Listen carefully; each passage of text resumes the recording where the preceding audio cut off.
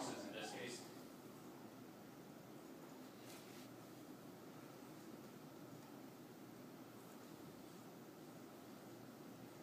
Okay. Make sure you change the units back to millimeters and get rid of all displacement.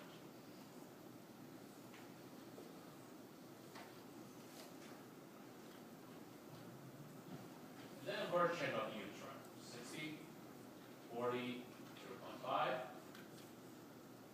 10, 25, 1.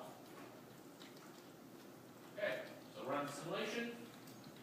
Chances are you're going to have a bunch of gears overlapping everywhere. That is fine. Okay, so here's what you have. A bunch of overlapping gears. Your worm is in the middle of the gear. Your spur gear is in the middle of a worm gear. Okay, so that can be easily fixed with the displacement. -35. Okay, this one, we'll just say double. So now if I recommit,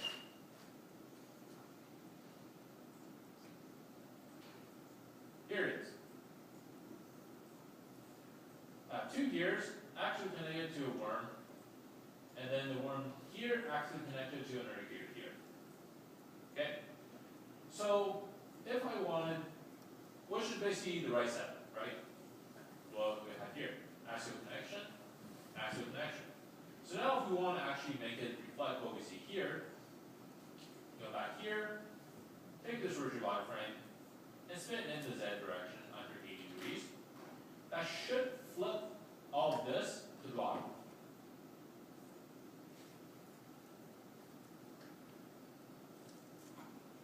Yep, now it's on the bottom, and we can set this to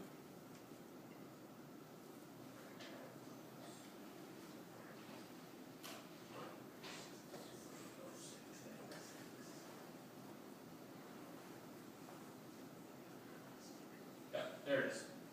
So that is the correct orientation of what we see. Two gears, axial connection, axial connection.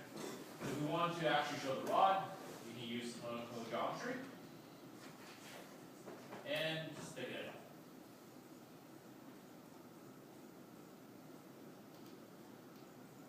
The only warning I have for you is for the cylindrical geometry where you're trying to simulate a rod connecting to a worm, be careful with that one.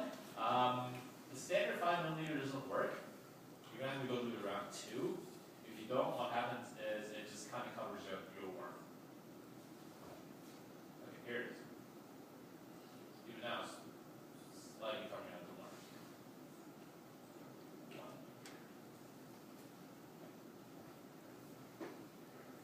Okay, so here it is. Here's your gear. Now,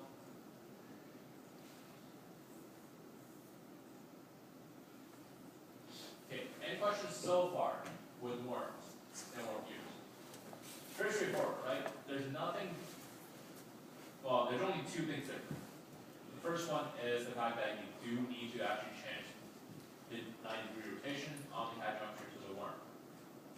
Okay, and you will, starting from next week, well, this week, need an angular velocity sensor to read off units. Okay, so once that is done, we're moving on to the last part. After I've done this, you can go off study.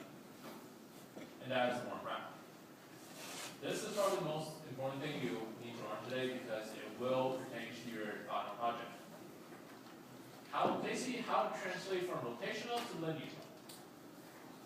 Okay. So back here, you're going to need the ideal worm wrap.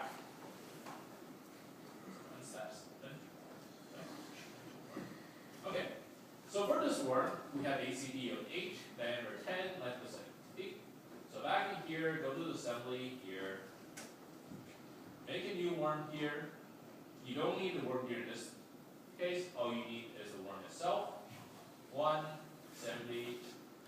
You're no longer in your end module, you're in your ACP. So under size tag, go to circular pitch. Here, put in your ACP. And then 10. And a diameter 10. Okay. That's done. Hit OK.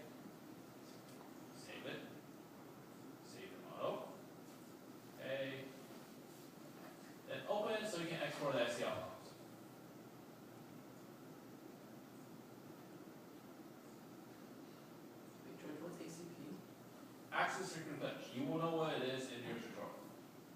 But the short end is spacing between the teeth. You'll see why it actually matters in your tutorial.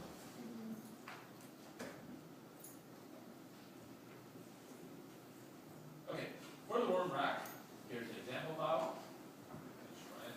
Only running this simulation.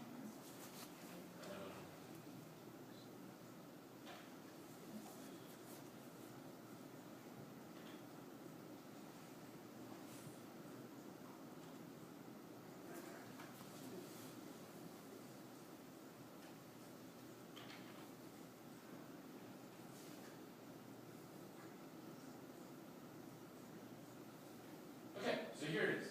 This is basically what happens when you have a rack simulation. You hit play, and you see the bar actually moving. Okay. Okay, back to our simulation. 60-40 and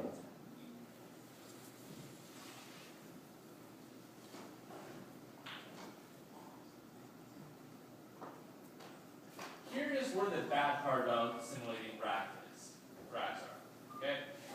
You remember how you have to go and change all the version body frames units back to millimeters? Well, it turns out under the worm rack, there's one you have to change. Okay, go back. And under the rack geometry, there's another two you have to change.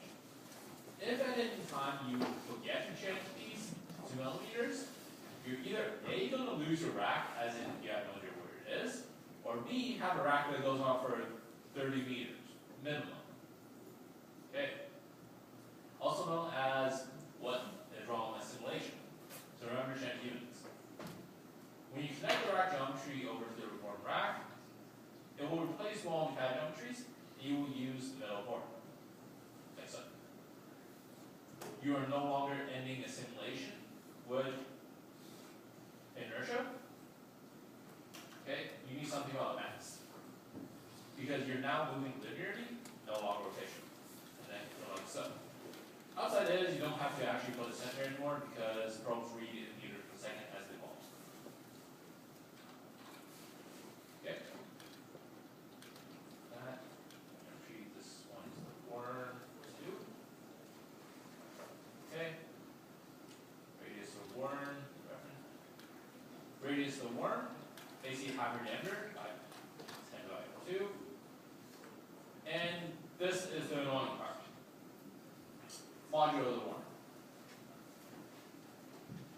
AbleSim will only take modulo of the worm, except if you remember, when you created this worm,